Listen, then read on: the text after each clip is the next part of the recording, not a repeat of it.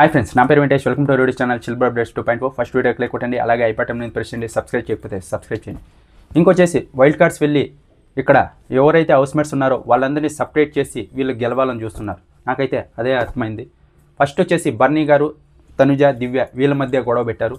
ఎందుకంటే అక్కడికి వెళ్ళి బర్నీ గారు మీరే ఏదైతే తనుజ గారితో ఉన్నారో అది మటుకు పాజిటివ్ అనిపించింది, కానీ ఆ తర్వాత దివ్యతో చేరి తనుజాని మర్చిపోయారు చూడండి.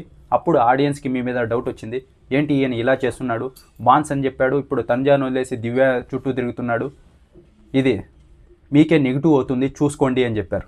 ఇంకా ఆయన అప్పటి నుంచినే దివ్యాని కొంచెం సైడ్ చేయడం మొదలుపెట్టాడు. ఇంకొచ్చేసి తనుజ అలాగే కళ్యాణ్ వీళ్ళనైతే ఎక్కువ టార్గెట్ చేశారు. ఎందుకంటే వీళ్ళకి బయట ఫాలోయింగ్ ఉంది కదా, వీళ్ళని కొడితేనే మనం ఇంకా గట్టిగా నిలబడతామని వీళ్ళ మీద నెగిటివ్ కామెంట్స్ చేశారు. కళ్యాణ్ అలాగే తనుజ వీళ్ళు ఏదైతే చేస్తున్నారో అది పులిహోర కంటెంట్, అదే చెప్తా ఒప్పుకుంటారు అందరూ. ఎందుకంటే చాలా సీజన్స్ నుంచి అందరూ చేస్తున్నారు, అవుతుంది.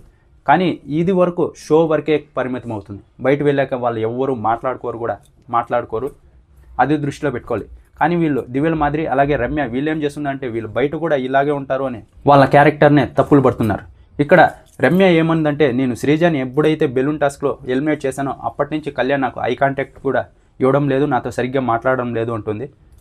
ఇంకా ఒకవేళ అతను ఈమె దగ్గరికి రాకముందే అలా అంటుందంటే అమ్మాయిలు పిచ్చోడని. ఒకవేళ అతను ఈమె దగ్గరికి వెళ్ళి మాట్లాడి ఉంటే ఇంకేమనేది. వచ్చేసి డీమన్ అలాగే రీతు వీళ్ళిద్దరికీ రమ్య వచ్చేసి చెప్తుంది, ఇక్కడ వీళ్ళిద్దరిని తప్పులు పట్టింది, అక్కడికి వెళ్ళి రీతుదే తప్పు, నువ్వు కరెక్ట్గా గేమ్ ఆడుతున్నావు, నువ్వు రీతును వదిలేస్తే నువ్వు గేమ్ నీకు బాగా ఉంటుంది అని డీమన్కి సలహా ఇస్తుంది.